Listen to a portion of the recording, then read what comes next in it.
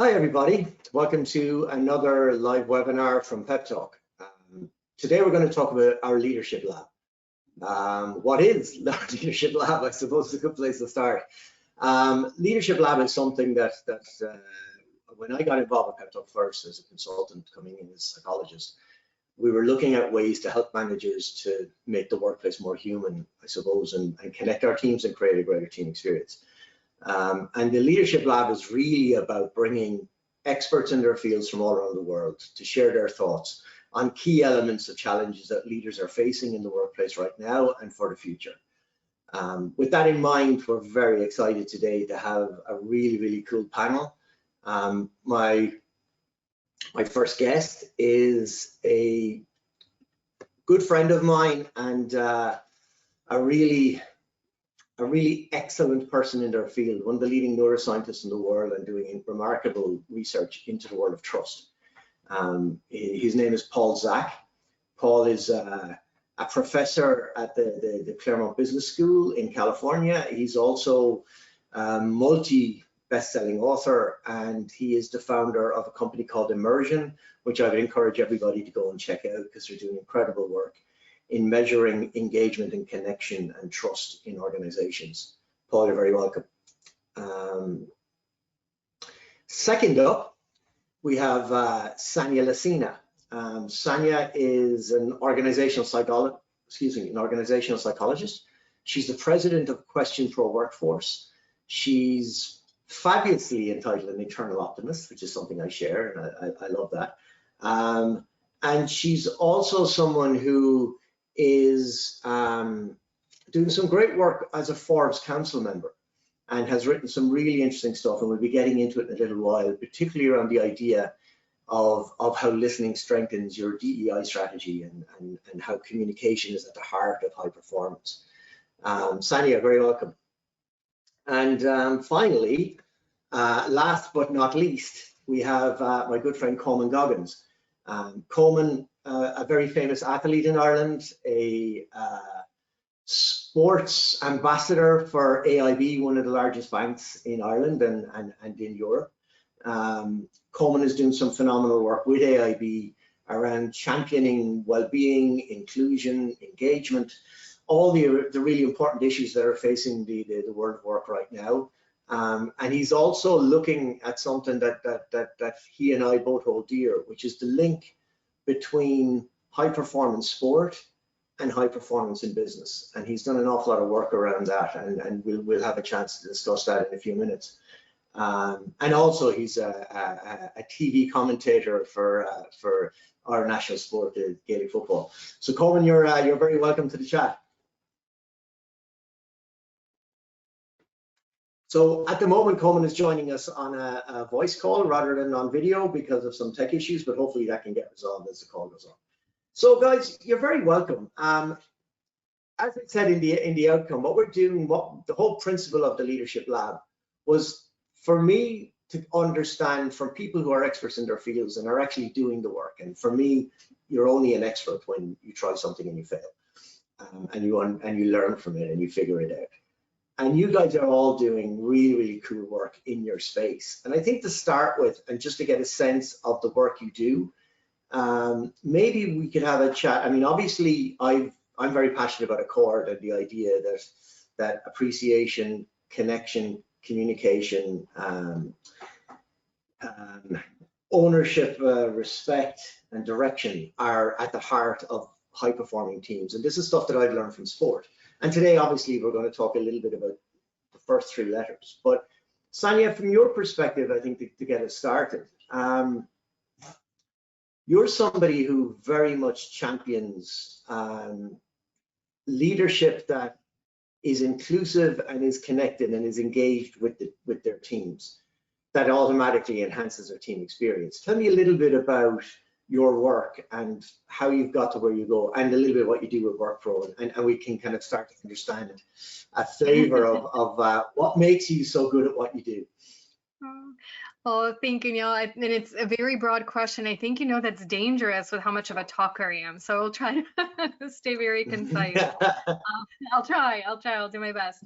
So I think so much of the conversations that I've had with people were driven in our work by things that impact us personally and that are personally important to us. And so I usually start the conversation by setting the stage a little bit, saying that I'm sitting in beautiful Buenos Aires, Argentina, that I work with global teams, that I'm originally from Serbia, former Yugoslavia, and that I lived a lot of my formative years in the United States and had unfortunately a very brief stint in London before moving to Argentina. Hopefully I'll make it back there at some point.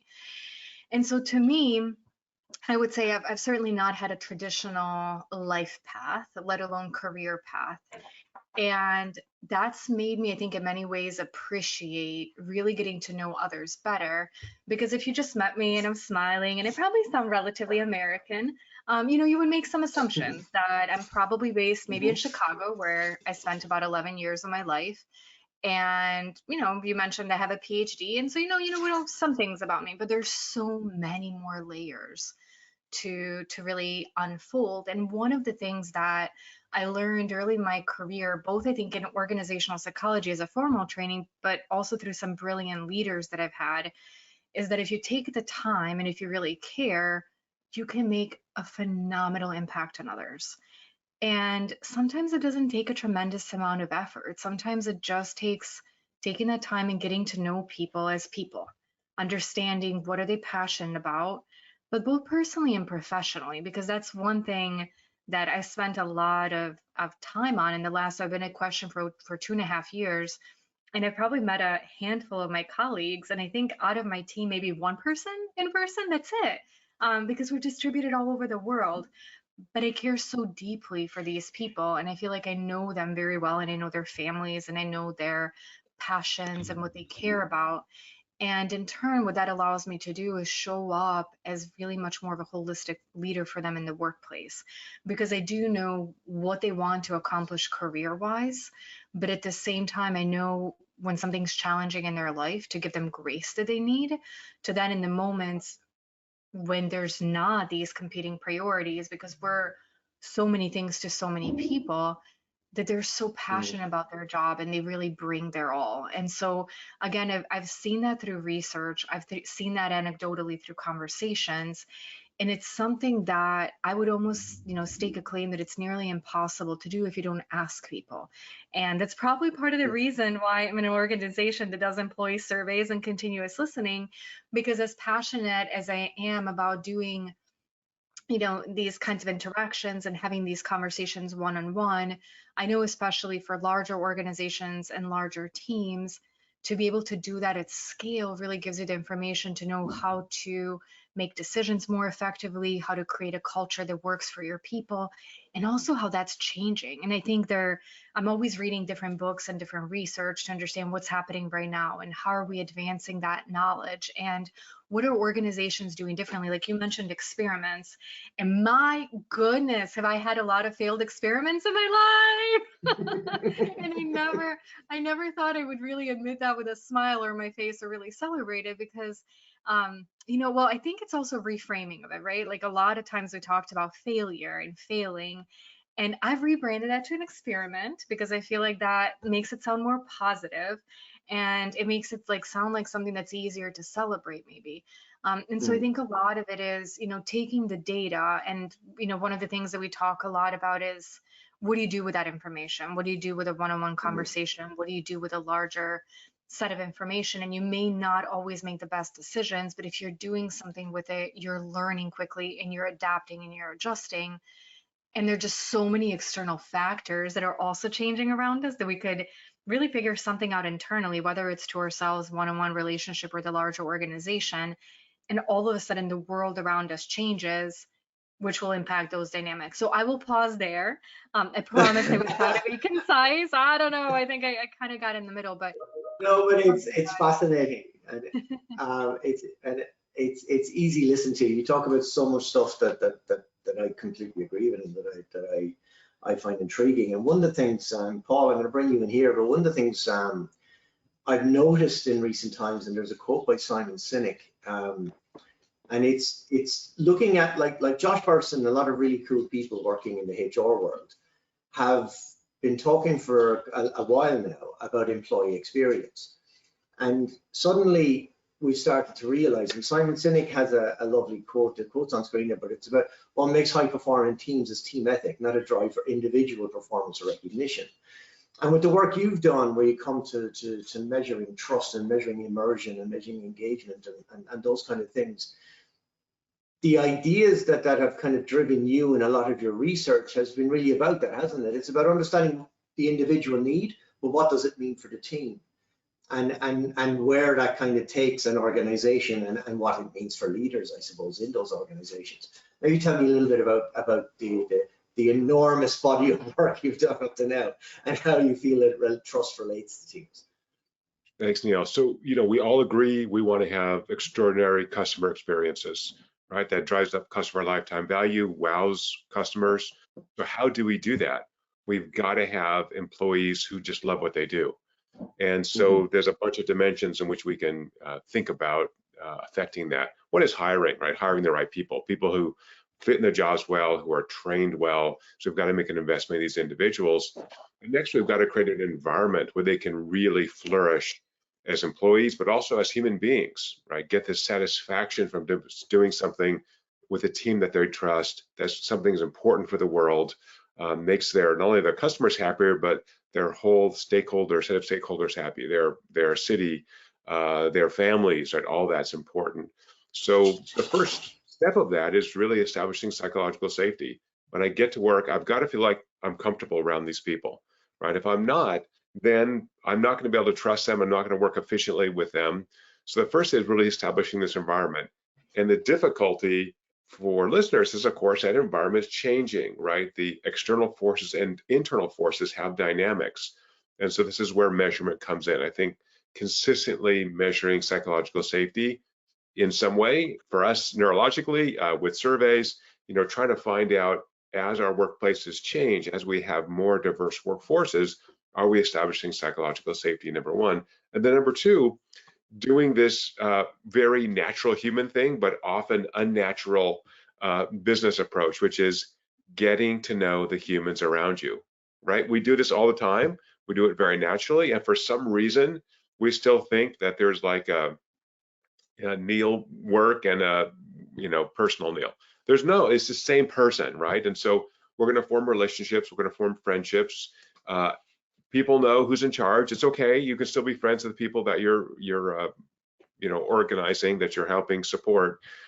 There's no problem there, but really facilitating that kind of connection. So a couple concrete examples. Famously, when Steve Jobs was involved in the construction of Pixar, the animated movie maker, he wanted a single entrance and also a single bathroom. So they got the single entrance, not the single bathroom. There's too many people working there. So you want those random collisions. I'm not sure I want random collisions in the bathroom with my workmates.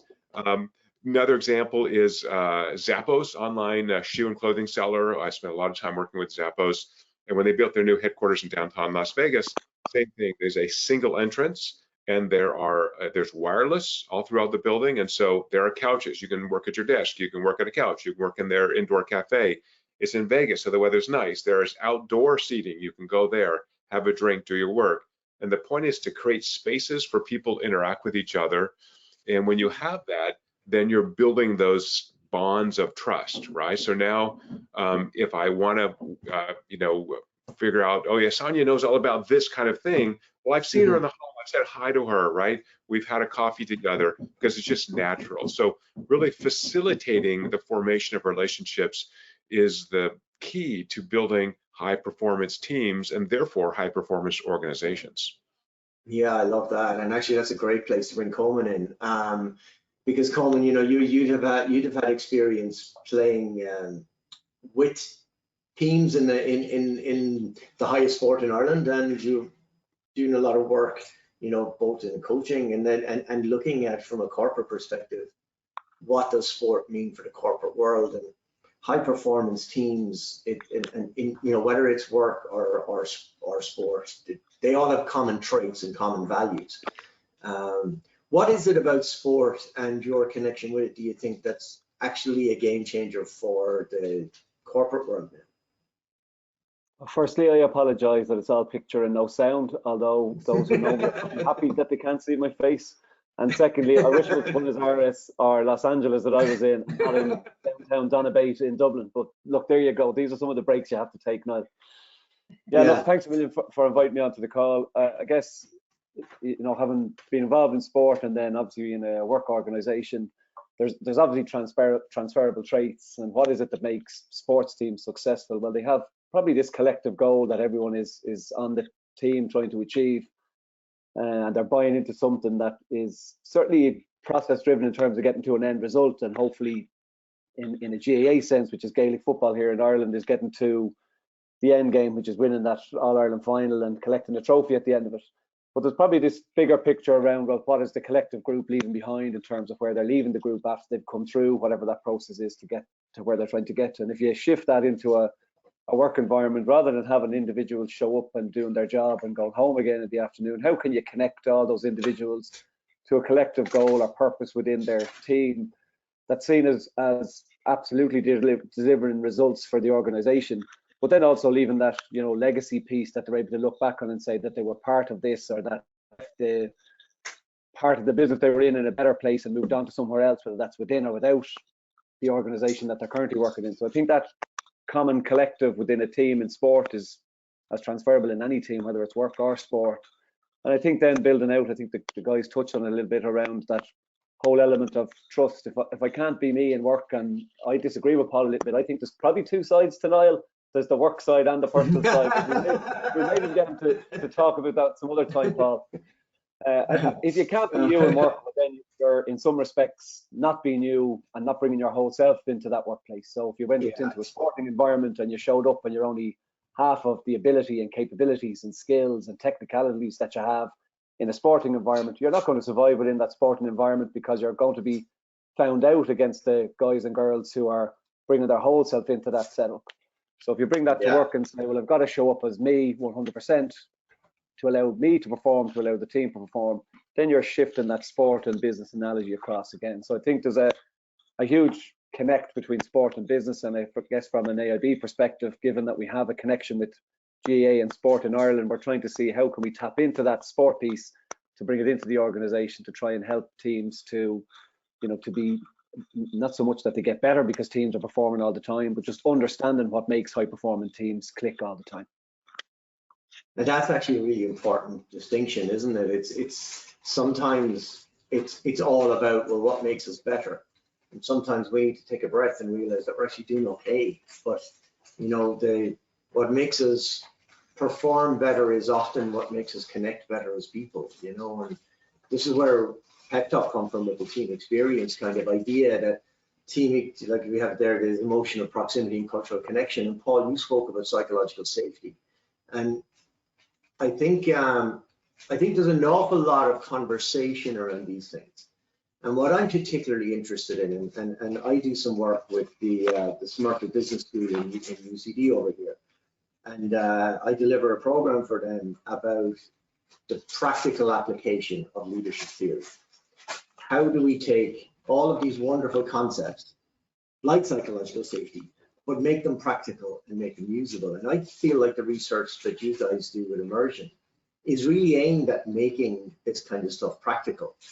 And maybe give me a little bit of your thoughts there on how your research and your work supports leaders in taking a concept like psychological safety and making it a practical actual tool to make them better at what they do.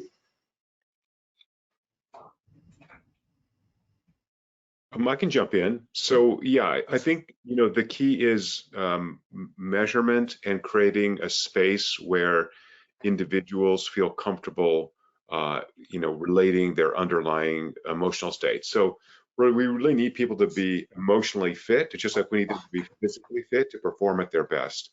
And so that emotional fitness has a couple different components which are measurable. One is psychological safety. If I'm doing a survey and I'm the first, I don't know, person from India in my company, maybe I don't feel comfortable saying, I don't know, I'm not sure I really feel comfortable with these people. So that's why we've gone to physiologic measurements of that, actually capturing how comfortable people feel around each other continuously. And the second is my ability to really engage with my colleagues.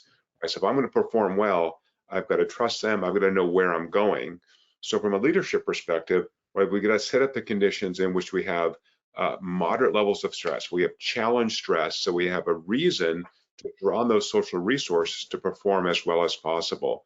So from a leadership perspective, this is difficult, again, because we're in a dynamic environment, but it's really working with individuals and teams to set those challenge goals, to coach them towards success, and then to give them feedback when they're either doing well, exceeding expectations, or falling behind expectations. So am I seeing in this distributed, much more horizontal kind of workplace that leadership is moving much more into a kind of a servant leader or shared leadership model in which people have a lot of autonomy, but they have very clear goals and they're being coached to reach those goals. Yeah, that is so cool. And Sanja, the kind of the next step on that, there's a lot of hesitancy sometimes in the traditional world of leadership to this concept of caring. And obviously it's because there's this assumption that to care means that you have to be soft and fluffy, and there's no room for the old school leader who's tough and call it as it is, call it a spade, or whatever the case may be. But in this world where we're trying to build psychological safety, and it's where Accord came from in my head, and what we're trying to achieve with Pep Talk was this kind of understanding that, particularly like with the first three layers, the appreciation, connection, and communication. It's the idea that in order for you to have a difficult conversation with someone, in order for you to give honest feedback, you have to have trust, as Paul has alluded to. You have to build that trust between people. You can't just go in and shoot from the hip and expect someone to take it if they don't believe everything else you've ever said to them is a lie. So with your perception of the challenges that you've come across in your research, what's the challenge for leaders in building that trust, psychological safety, in order to be able to share honest feedback with each other? Oh, I think it's so complex in so many ways, and I think it also goes back to the conversation that we're having around how do you show up to work and what do you share, and whether it's vulnerability or however we want to call it. I think that as I was mentioning, there's tremendous importance and value in us bringing our whole selves. It's not something I think historically, at least not in the U.S. culture, from what I experienced from the workplace, is something we're used to. Like I remember being early in my career and having a meeting with HR where I was told if your team members ask for a day off, do not ask them what they're going to do. And I thought, well, what do you mean they're my friends? Like, these are all the people I hired for my PhD program. It's going to be so awkward that they're going to ask me for a week and I'll be like, okay, like, oh, are you doing something fun? Like, it was just natural. And I think now we're swinging, in a big part to other direction, but with that comes some really big human challenges, and it's something I still struggle with all the time, even being a psychologist and feeling like I'm somebody that's maybe a little bit more trained on this than the average person.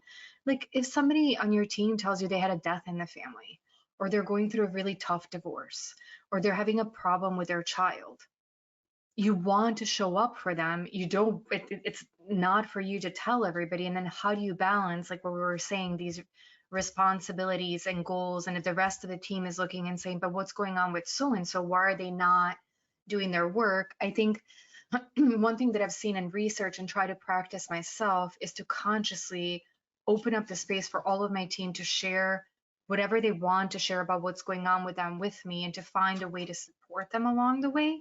So that way they know that they don't ask, it's not gossip, they don't overstep boundaries if something's going on with somebody else. But if somebody is given grace, they trust that important word, trust. They trust that it's for a good reason. And they trust that if something like whatever would happen in their lives, they would be given that same grace.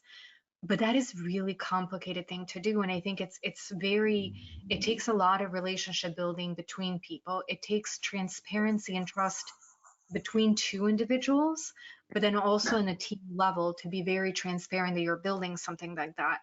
What's interesting is then you take that to the organizational level, and how do you normalize that as a culture?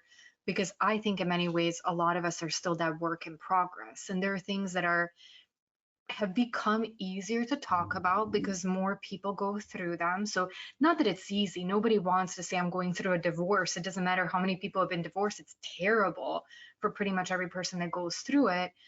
But it's different maybe than saying, you know, I have a child who is transgender and I need to take some time, you know, to help them with whatever that is. Like all of a sudden there might be some more stigma. And so I am incredibly hopeful that because of these conversations, we're going to equip ourselves with more ways to learn how to get through that in the workplace. I don't think we're there yet, but I think as a humanity, it'll be really hard to advance. And to layer on top of that, what you mentioned earlier culturally, and maybe somebody being an Indian saying, I don't feel that comfortable, you know, sharing something. And there's so many cultural differences beyond the organization when you have a multinational organization for what's okay to be talked about, what are the social norms. And so how do you treat those unique instances within not just your organization, but also those different societal norms that exist? And Paul, I don't know if we're going to get to this today here or if I'm going to call you one of these days, but as soon as you were talking about you know, these doors and, you know, the organizations that were building one or attempting to build one bathroom, and it's these physical interactions. Like one of the things, we just finished a study and we surveyed, you know, 1,000 individuals across US, UK, and Germany. And we found that people are actually saying they're getting more flexibility at work than they were the year before. And so my reaction was like, yes, you know, the media is wrong, the headlines, people calling back like, I have the data. And we just released the study, so I'll send it to all of you. But to me, that was something huge to celebrate. To your point, though, how do we build these virtual doors? And how do we most effectively do that in people that, and this is not completely new, right? I always tell people, like, in my entire career, I've never, even for when I was like in my 20s, had a team all sit in one place. More of us sat together than now, like just me here. And so that's, like I was saying, like, I don't know if we'll get there. If not, I would love to have that conversation with you because I'm a work in progress. I think as a society, we're work in progress. How do we do this? But like in my soul, I feel like we have to figure it out. Like we have to build those virtual doors and we have to do it more and more effectively, not only, and then I promise I'll stop, not only for organizational cultures and companies, but also for the greater good of the world, because there's so many more things coming up where people just can't see other people's perspectives, where we have so much anger inside of us and dare I say hatred in some ways, that I think creating these doors, like we need it as a way to connect better as humans. And I do think that there is a tremendous opportunity that we can do that inside of workplaces that will have this domino effect in the other parts. So anyways, Neil, you'll let us know if we'll talk about that now or later, but Paul, my friend, I need some of your knowledge. I'm staying out of it, it's all yours, Paul. But there's best practice here, right? And that best practice is in this coaching model. Not only do I want to meet with teams, I want to meet with individuals one-on-one. Very important. At least daily to do that check-in, whether it's in person or remote. And I think from a leadership perspective, if you're not picking up on this emotional information that's being leaked out of humans and their language and the way they move, the way they talk, the way they look, then you're losing out of a huge part of the human experience. And so to the extent that I'm building that connection, I, as a leader, express that I'm interested in you as a human being, not as a piece of human capital. That is my least favorite term in the world. You're a freaking machine. Yeah, so Sanja and I agree. So are you doing okay? And from my perspective, if I see someone at work who just looks beat up and tired or sick, I'm like, hey, is your team okay? Can you go home? Go rest. Go, you know, I'd rather have you come back refreshed and be 100% on, be ready for that challenge than just be presentism kind of approach. And so the one-on-one's really important. And then really having that team get together. From a leadership perspective, I think it's important that if you have a remote team that you physically see those people at least once a month, right? Now, I understand if it's really diverse, it's going to be hard. But a leader, you got to be moving. You got to be on the road. So, you know, when my new office is built, they're like, where do you want which corner do you want your office in? I'm like, I don't want an office. I'm always moving. I'm going to be with different teams. No office for me, right? I don't need space. I got a computer. That's all I need. Right? I'm here to help these people be successful and to ensure that they are successful with me and in the next thing they do as well. And so I'm a big believer in driving that professional growth and personal growth together. And if I talk to someone in their annual review and they say, you know, I really want to move and work at Google, awesome, that's great. I know people at Google. I'll make some calls to send some emails. Why would I do that? Because now I got a guy at Google, right? And so if I want to do a project with Google, I got a person there, and or they work at Google for a couple of years. Google trains them a bunch of stuff, and then they're tired of being beat up by Google, and they come back and work for me with new skills. So again, there's a small number of humans that are able to work, right? Or we're all getting older. There's not enough babies, so we've got to really keep these individuals having the opportunity to grow, feel the satisfaction of doing something difficult but achievable, and coach them to increasing success professionally and personally. Niall, sorry, that's so. Yeah, Coman, go ahead. Yeah, just to come in on the connection piece, at the minute within AIB, or over the last 12 months, they've been hosting events, long service recognition awards, where effectively they've brought groups together who've been in the bank 30 years, 35 years, 40 years. So AIB is a big organization, a long time on the go. And when the group come together, and that's from all areas of the business, and they're asked, you know, what is it that, you know, has kept you in AIB? Okay, is it salary, is it job, is it location, is it security, whatever that might be. The one fundamental that come back every time when the response is the people they've met, the people they've engaged with, the connections they've built over their period within AIB. And while absolutely over the last couple of years things have been challenged through COVID and that hybrid type of working and the remote aspect to all of that, 35, 40 years in an organization is a very long time. But the fundamental thing of people and the connection that people bring is really at the heartbeat of everything that goes on, whether it's in a business organization, a team organization, in your family environment. And it's you know, the Paul and Sanja have covered it off brilliantly there around that fundamental of connection and trust within people, that you can bank on someone to do something for you, you can call on someone to help you out. But after 35, 40 years, the joy that fills the room in AIB's headquarters on the nights that those events take place, it's probably the best event that the bank can run, to be honest. Yeah, and it's actually fascinating for us, you know, I mean, as we are, you know, partners with AIB in the work we do. It's always fascinating to see the work you guys are doing, Coman, around that challenge. I mean, when you see, and like the financial world is quite traditional in a lot of ways, and you guys would have been, you know, very heavily based in infrastructure and offices, and now it's a hybrid world, right? Everybody's got to change and adapt and do things differently. And you guys are doing lots of initiatives to keep your people connected. And I know with Giles and Sylvia and yourself and the gang in there, you're doing amazing work to try and champion the person or the human at the center of the organization. And maybe did you want to share a little bit about what you guys are doing to kind of to help facilitate that? Yeah, for sure. Obviously, Giles, who you mentioned there, leads out within HR on a wellbeing, inclusion, and engagement function. So a team of people who are looking at those three core elements. If you take wellbeing as 4 elements that we're looking at this month, we're running a full month of financial wellbeing. So 16 or 18 events we've run across the month around various themes, from budgeting to pensions to life assurance to general insurance. So what we're trying to build through that is a connection, albeit it's financial awareness and it's a bank. You'd expect everyone to know everything about finance. You know, sometimes the shoemaker's children aren't the best dressed. So you're having to maybe offer some education through that format. Earlier in the year, we ran a full month of physical well-being, where we asked people within the organization to take on a challenge for the month of January and share their story back through a video diary. The uptake in reads of that, watch of content was unbelievable, given that everyone is busy in their own world. You're talking a group here of 10,000 employees. So that's picked up in terms of an individual's decision to take a couch to 5K. So if you look at well-being and physical, from a financial point of view, from a social element, including the emotional side, and then obviously critically the mental health aspect, where we assign a full month in September, you're mapping out key contact points for people within the bank to connect on a theme that they may or may not be interested in, but overarching all that, providing general information around it.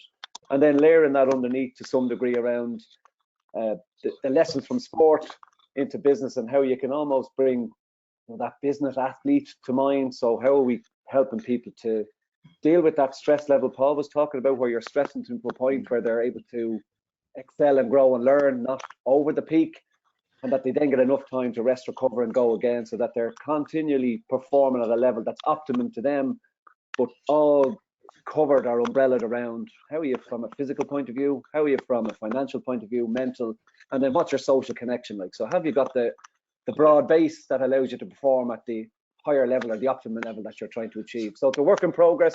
We certainly don't have it licked, Niall, as you well know. You're through PEP, are very supportive of a lot of the initiatives that we're trying to do.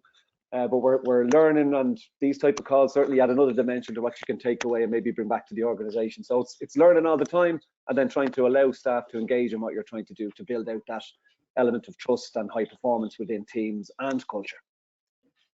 And I think there's also an element, Coman, of the fact that nobody has it licked. You know, everybody is learning as they go. And like at the very start of this conversation, I said that I believe that real experts are people who failed, you know, and you learn.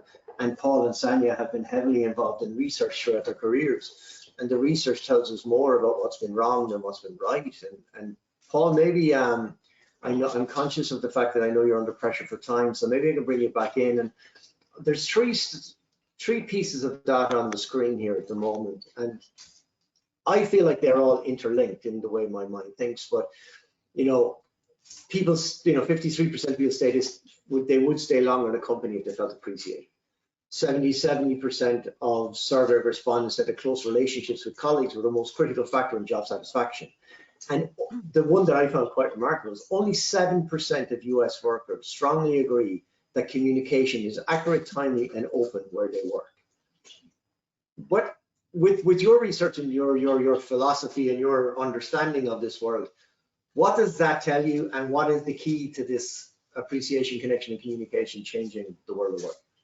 Right, so all three of those are the foundation for organizational trust, and they're so easy, right? So if I trust you, if you have autonomy in how you execute your job, that means, number one, there's going to be some mistakes, and that's where leadership comes in. You want to mitigate those mistakes, coach people through them, but mistakes are how we learn. But without mistakes, we have no innovation.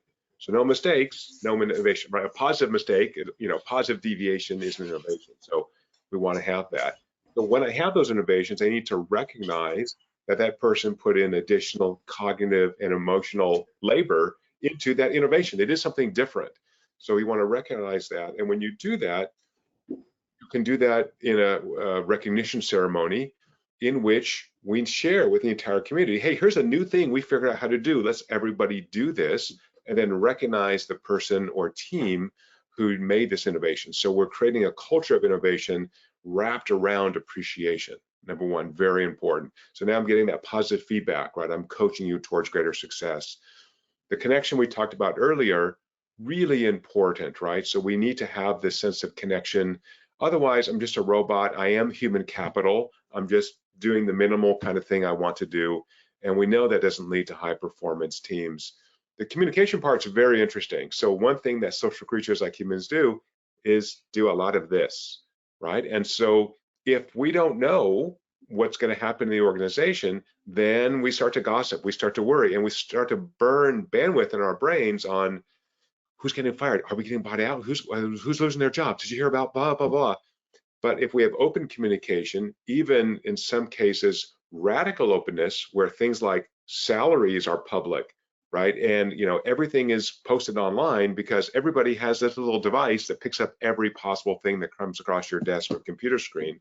So without that open and clear communication, then we have a stress response. Uncertainty is manifested in the brain as a stress response, and that reduces my ability to be fully immersed in my job, to be a great team member, to really perform at my best.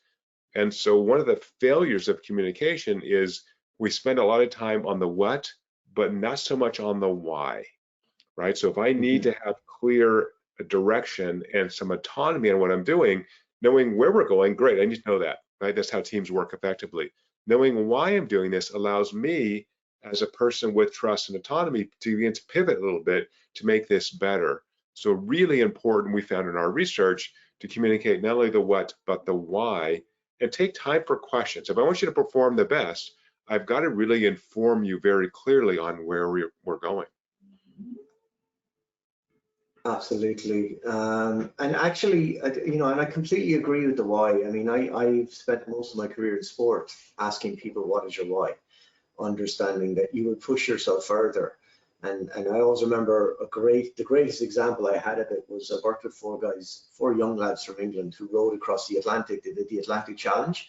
4 guys with no sporting background, just mates from college who decided to do this for charity. One of their uncles had been diagnosed with an incurable illness. And halfway there, or 3/4 of the way there, they've capsized for the 3rd or 4th time, and these boats are designed to correct themselves.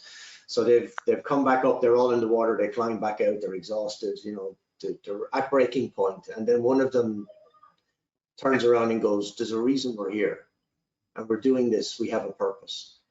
And suddenly the fatigue wasn't as bad, the pain wasn't as bad, the frustration wasn't as bad. It was still there, and it's a reality.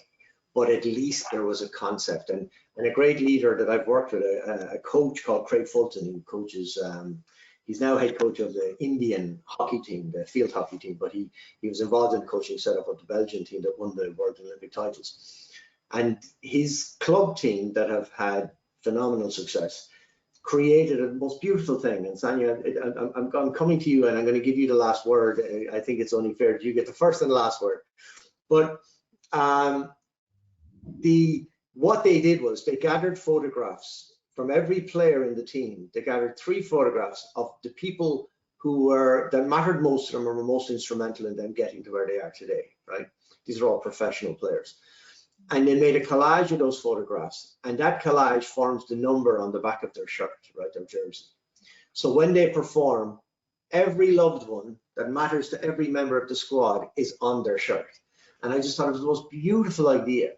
And then what happened that made it really special, or extra special, was that one of the players, who's actually Argentinian, funnily enough, he plays in the Argentinian national team, but his grandmother was one of the 3 people in the photographs, and his grandmother passed away at the start of the season.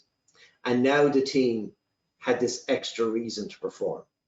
And there was this connection. Now, obviously, I'm not suggesting that everybody in the workplace goes around with photographs of their loved ones stuck to their shirt, but I just thought a little bit of innovation smart about, you know, showing appreciation to people who've got you there, connecting people together, that we're all in this together and there's a reason we're doing it.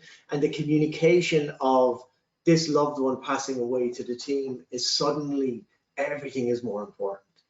And from your perspective, and off the back of what Paul was saying, I mean, one of the things I think is lovely about your work, and we come back to caring, is Paul is so right, the why is so important, and that's kind of the message from Craig's work with the Belgian team. But one of the things I love to talk about is the who. You know, that with Coman, what Coman's talking about, like people who are at the end of a 30 or 40 year career with the bank, you know, one job, one organization, and they have this evening where they're given some sort of acknowledgement of their work with the bank. It's a lovely sign of appreciation, and it matters. Even as a simple thank you matters. But the connection piece and the communication piece, all the stuff that Coman talked about today, you're doing. And Coman, apologies, because due to time, I'm not going to get back to you to wrap that one up. Okay. But Sanja, I think it's important to talk about this, that so much of your work is about the who. Yeah. And maybe it's a nice place to kind of tie this up about understanding appreciation, connection, and communication from a who is in our team point of view. Yeah, I mean, I think one of the things that, and it was incredible when I was looking at the 3 pillars, one of the things that I've been very actively working on with our team is the connection. And when we did our employee survey, we scored incredibly high in relationships. And anecdotally, my team tells me how much they enjoy each other and how much they lift each other up and how much they're there for each other. And again, I literally don't think any single person has physically met another. And I'm like a big, like, I love to give a person a hug. Like I'm a very warm, personable individual. And so to me, the fact that no 2 people shared physical space yet care so much for each other was fundamental. But one of the things that I still discovered is I didn't feel like they interacted enough. They interacted when they needed to, but although I had one-on-ones with everybody, they weren't communicating in that way with each other. Like they would hop on a call if they needed to resolve something, but it never gave them time to really build that personal relationship. And so I'm doing an experiment now, and I haven't asked them how it's going yet. So I don't know if it's a successful or learning opportunity, but I actually asked a few key people on my team to start having one-on-ones between them every other week.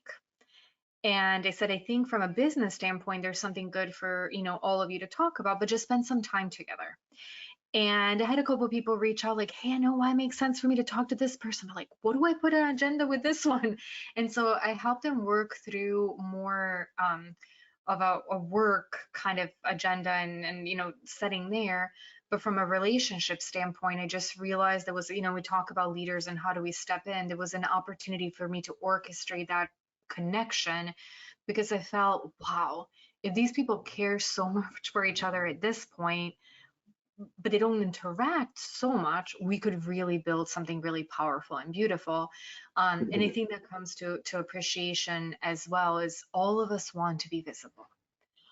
All of us want that, whether it's a quick thank you, whether it's a quick recognition of something we did, especially, I keep going because again, it's very personal to me, this remote world where you could be doing amazing work from your desk at your home, but you wonder how many people really know. Maybe my leader does, but I love what I do. And so if I could, like, if more people knew about it, I think I would be that much more engaged. And so I actually practice that in my daily life too, outside of work.